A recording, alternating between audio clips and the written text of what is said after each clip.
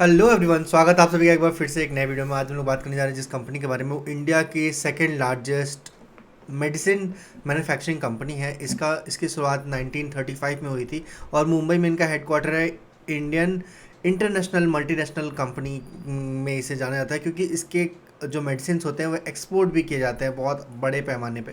तो अगर आप इस कंपनी के बारे में ऑलरेडी जानते होंगे तो वेल एंड गुड, थंबनेल से या टाइटल से आपको पता भी चला होगा। पर हम आपको इन डेप्थ एनालिसिस लेके चलते हैं कि अभी ये कंपनी अपने ऑल टाइम हाई से कितना ज़्यादा डिस्काउंटेड रेट में चल रही है और उसके बाद ये कंपनी अभी कहाँ स्टैंड करती है। ये सारी चीज़ें हम लोग डिस्कस करेंगे। फंडामेंटली इस कंपनी में क्या क्या चेंजेस देखने को मिले हैं, क्या है वो सारी डिटेल्स हम लोग एक बार में कवर करेंगे। सबसे पहले टेक्निकल चार्ट पे चलते हैं। टेक्निकल चार्ट में आपको दिखाते हैं कि कैसे ये कंपनी अपने ऑल टाइम मतलब जिस रफ्तार में चल रही थी। और देखिए, इसके चलने का रीज़न भी है ना, इसके चलने का सबसे बड़ा रीज़न है कि इसका जो बिजनेस मॉडल है वो बहुत स्ट्रांग है। ठीक है, एक स्ट्रांग बिजनेस मॉडल है और स्ट्रांग बिजनेस ही होता है जो आपको एक बहुत अच्छा रिटर्न देता है और आपको एक बहुत अच्छा ग्रोथ पोर्टफोलियो जनरेट करता है। तो जब भी आप अगर इन्वेस्टमेंट कर रहे हो तो मेक श्योर कि आप एक स्ट्रांग बिजनेस में इन्वेस्टमेंट करें, वहाँ से आपको एक बहुत अच्छा रिटर्न देखने को मिल सकता है। यही मेजर रीज़न होता है। इसी इन सब वीडियोस के बारे के माध्यम से हम आपको एक बहुत अच्छे अच्छे बिजनेसेस के थ्रू आपको बताएंगे कि कैसे कौन कौन से बिजनेस है इंडिया में जो बहुत अच्छा परफॉर्म कर रहा है। इनका ऑपरेशन प्रॉफिट मार्जिन और continuously sales growth, profit growth जो कि पिछले 10-15 साल से चलता आ रहा है, वो आने वाले 10-15 साल तक भी चलता रहेगा। तो इस चीज़ का ज़रूर याद रखिएगा कि जो ये कंप्लीट तरीका है पैसा बनाने का वो यही है कि एक अच्छे बिजनेस में इन्वेस्टमेंट किया जाए और वहाँ से एक बहुत अच्छा रिटर्न बनाया जा सके। अभी आपको दिखाएंगे कि ये कंपनी, देख रहे होंगे आपको, ये कंपनी 20% के आसपास अपने ऑल टाइम हाई से डिस्काउंटेड में चल रही थी। इसे डिस्काउंट ही कहेंगे क्योंकि कंपनी में कोई बहुत बड़ा चेंजेस नहीं आया, पर फिर भी कंपनी में 20% के आसपास का फॉल देखने को मिला है। ठीक है, अगर आप सेकेंड इसका यही ग्राफ अगर आप यहाँ से देखेंगे तो अभी ये सब तत्काल तत्काल 14-15% के आसपास करेक्टेड है। और ये मेजर रीज़न होता है किसी भी कंपनी में एक अच्छा रिटर्न बनाने के लिए। तो ऐसा नहीं है कि ये 15% ये कंपनी, जैसा हम हर वीडियो में आपको बताते हैं कि 15% ये कंपनी करेक्ट है तो अगर इसको वापस इसी लेवल पे जाना होगा तो फिर से 15% के आसपास का ही रिटर्न देगी तो हो जाएगा। ऐसा बिल्कुल भी नहीं है। इस कंपनी को इससे ज़्यादा रिटर्न देना पड़ेगा। कोई भी कंपनी अगर 50% करेक्ट होती है और अगर उसको उसी लेवल पर वापस जाना है तो एटलीस्ट उसे 100% का रिटर्न देना पड़ेगा। ये आप हमेशा याद रखिएगा। अब आपको ले चलते हैं इसके फंडामेंटल्स के ऊपर। सबसे पहले इसके प्रमोटर होल्डिंग की अगर बात करें तो बहुत ही स्ट्रांग तरीके से प्रमोटर्स के पास इनका स्टेक है। थोड़ा सा डाइल्यूट हुआ है इस क्वार्टर में, पर अगर आप देखेंगे FII, DII सब लोगों ने स्टेक को इंक्रीज़ ही किया है। DII ने इंक्रीज़ किया है, FII के पास भी कांस्टेंट रूप से ये स्टेक है। 16% स्टेक जो है पब्लिक के पास है और 16% स्टेक के बाद इस कंपनी का बाकी अगर फंडामेंटल्स की ध्यान दें तो कैश फ्लो जो है वो अभी तत्काल इस पर्टिकुलर ईयर में नेगेटिव है। इसके अलावा अगर आप इसके बैलेंस शीट की बात करते हैं तो बैलेंस शीट कंटिन्यूसली इंक्रीज हो रहा है।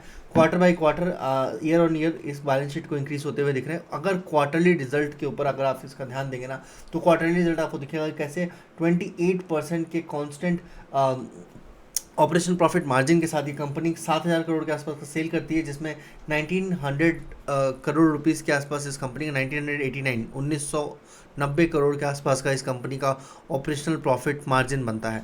और वहाँ से अगर आप इनके नेट प्रॉफिटेबिलिटी की बात करते हैं तो 15 का नेट प्रॉफिटेबिलिटी है यहाँ पे।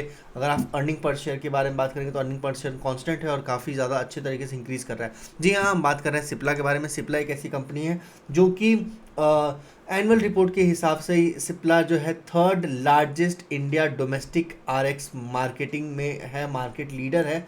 उसके अलावा अगर हम लोग बात करें तो रैंक 1 है इनका रेस्पिरेटरी में, और बहुत सारे टॉप 10 बिजनेसेस, मतलब इनके अगर पोर्टफोलियो को कंप्लीट देखा जाए तो इंडिया में सिर्फ इनके मेडिसिन जो है वो सिर्फ और सिर्फ इंडिया में नहीं होते। इनका एक्सपोर्ट मार्जिन की अगर हम लोग बात करें, जैसा आप अगर मेरी स्क्रीन पर दिख रहे होंगे तो आपको दिख रहा होगा कि नॉर्थ अमेरिका में 26% के आसपास का रेवेन्यू जनरेट होता है, इंडिया में 43% का, साउथ अफ्रीका में इनका जो है 14% के आसपास का, बाकी अदर स्टेट में 4%। तो ये बहुत डाइवर्सिफाइड पोर्टफोलियो है इनका। मतलब जो एक्सपोर्ट का है वो एक ही सिंगल कंट्री पे ये डिपेंडेंट नहीं है, सिर्फ इंडिया के अलावा भी बाकी सारी कंट्रीज़ में इनका एक्सपोर्ट जाता है और बहुत अच्छी तरीके से ये परफॉर्म कर रहे हैं। अगर आप बात करते हैं 1700 रुपीज़ से ये 1400 रुपीज़ पे आज के डेट में है। 1,16,000 करोड़ का ब्लू चिप कंपनी में इसको बोला जाएगा और एक बेहतरीन बिजनेस है। मतलब अगर मेडिसिन का आप बिजनेस देखेंगे ना, तो वो बहुत अच्छी तरीके से एक्सपैंड कर रहा है, ईयर ऑन ईयर भी इंक्रीज कर रहा है। ये मार्केट भी बहुत अच्छा इंक्रीज हो गया। प्रमोटर होल्डिंग 30% के आसपास का है आज के डेट में। आर एस आई जो है 50 का है। 26% एफ आई आई होल्डिंग है, 27% डी आई आई होल्डिंग है। डेप्ट टू इक्विटी रेशियो इसमें ना के बराबर है। बिल्कुल भी इस कंपनी को जो भी इंटरेस्ट बनता है, जो भी अमाउंट बनता है, उसमें डेप्ट नहीं देना पड़ता है। ऑपरेशन प्रॉफिट मार्जिन की बात करें तो इस क्वार्टर में 28% का ऑपरेशन प्रॉफिट मार्जिन है, जो कि बहुत अच्छा और फिनोमिनल है। बाकी ऐसे ही और इन्फॉर्मेटिव वीडियोस के लिए आप इस चैनल को सब्सक्राइब कर सकते हैं। मिलते हैं किसी नए वीडियो में, तब तक के लिए stay tuned, take care, thank you so much guys. हम ऐसे ही आपको जितने भी अच्छे फंडामेंटली स्ट्रॉन्ग शेयर्स होंगे, बिजनेसेस होंगे, उन सब बिजनेसेस के बारे में आप तक इन्फॉर्मेशन लेके आएंगे। Bye bye, take care, thank you so much. Durgesh Bhardwaj this side, signing of.